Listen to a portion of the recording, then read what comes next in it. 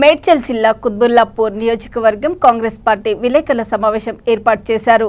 Quthbullapur BRS నాయకులకు counter ఇచ్చిన కాంగ్రెస్ నాయకులు మేడ్చల్ గ్రంథాలయ చైర్మన్ బొంగునూరి శ్రీనివాస్ రెడ్డి ప్రజాపాలన విజయోత్సవ వేడుకలలో కాంగ్రెస్ నాయకులు నర్సిరెడ్డి, భూపతి రెడ్డి మాట్లాడుతూ గత ప్రభుత్వం 10 ఏళ్ల కాలంలో ప్రజా పరిపాలన తుంగలో తొక్కి కబ్జాలకు పాల్పడ్డారని ఆరోపణల నేపథ్యంలో బీఆర్ఎస్ నాయకులు నర్సిరెడ్డి, భూపతి రెడ్డిని విమర్శలు చేయడం హాస్యాస్పదంగా ఉందని ఎద్దేవా చేశారు. ఈ కార్యక్రమంలో మేడ్చల్ జిల్లా గ్రంథాలయ చైర్మన్ శ్రీనివాస్ రెడ్డి, జిల్లా కాంగ్రెస్ పార్టీ మహిళా అధ్యక్షురాలు ఆర్ లక్ష్మి, నాయకులు తదితరులు పాల్గొన్నారు. శాంతియుతంగా ప్రజాస్వామ్య పద్ధతిలో పోరాడితే బాగుంటుంది. లేకపోతే కాంగ్రెస్ పార్టీ పక్షాన మేము కూడా తగు చర్యలకు శ్రీకారం చుట్టాల్సి వచ్చిన పరిస్థితి ఏర్పడుతుంది.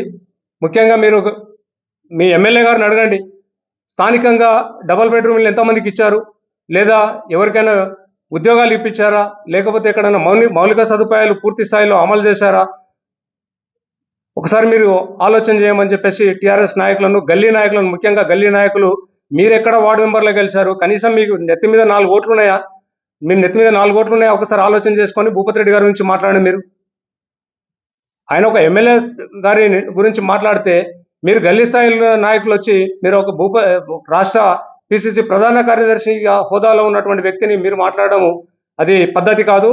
మేము కూడా మా కింది స్థాయి కార్యకర్తలకు అందరికీ కూడా ఎక్కడికక్కడ ఉసిగొల్పామనుకో, మీరు ఎక్కడుంటారో ఒకసారి ఆలోచన చేయని చెప్పేసి సందర్భంగా టీఆర్ఎస్ నాయకులను కానీ పైన అవాకులు చెవాకులు పేలుతూ నానా రకాలుగా మాట్లాడుతూనే ఉన్నారు. ముఖ్యంగా వాళ్ళకు ఒకటే హెచ్చరిస్తూ ఉన్నాం, ఆయనను వ్యక్తిగతంగా దూషించే బదులు గత 10 సంవత్సరాలలో మీ బీఆర్ఎస్ అధికారంలో ఉన్నప్పుడు కుత్బుల్లాపూర్ నియోజకవర్గంలో ఏమైనా అభివృద్ధి చేశారా, లేక మీ ఆస్తులు పెంచుకునే విధంగా మీ నాయకులు వ్యవహరించారా, మీ నాయకులను మీరు అడిగితే బాగుంటుందని చెప్పేసి కుత్బుల్లాపూర్లో ఉన్నటువంటి బీఆర్ఎస్ నాయకులకు అందరినీ అడుగుతా ఉన్నాను. కొంతమంది మాట్లాడుతూ భూపతి రెడ్డి గారు వార్డు మెంబర్ కానీ లేదా ఎలాంటి పదవులు చేయలేరని చెప్పేసి మాట్లాడుతూ ఉన్నారు. ప్రజాస్వామ్యంలో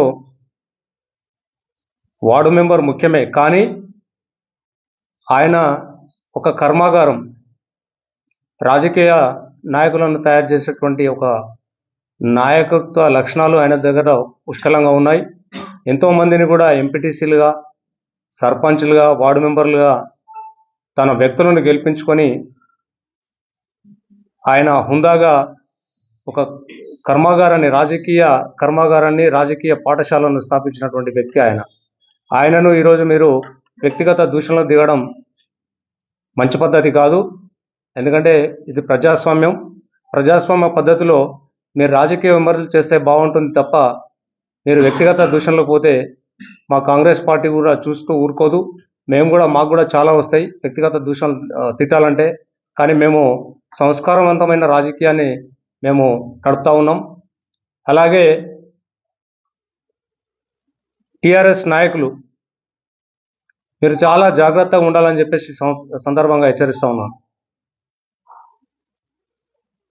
మీరు గతంలో ఎలాంటి అభివృద్ధి కార్యక్రమాలు చేయకుండా కూడా కాంగ్రెస్ పార్టీ ఈరోజు రాష్ట్రంలో గత సంవత్సరం నుంచి 6 గ్యారెంటీల అమలు విషయంలో కానీ, పేద ప్రజలను ఏ విధంగా అభివృద్ధిలోకి తీసుకురావాలని చెప్పేసి కాంగ్రెస్ పార్టీ, కాంగ్రెస్ ప్రభుత్వం అంచెలంచెలుగా దశల వారీగా అభివృద్ధి చేస్తూ ఉంటే మీరు ఓర్వలేక ఎక్కడికక్కడ కాంగ్రెస్ పార్టీ కార్యకర్తలను మానసికంగా కృంగదీయాలన్న ఒక ఉద్దేశంతోని, ఒక ప్రణాళికతోని మీరు ఇటువంటి కార్యకలాపాలకు పాల్పడుతూ ఉన్నారు.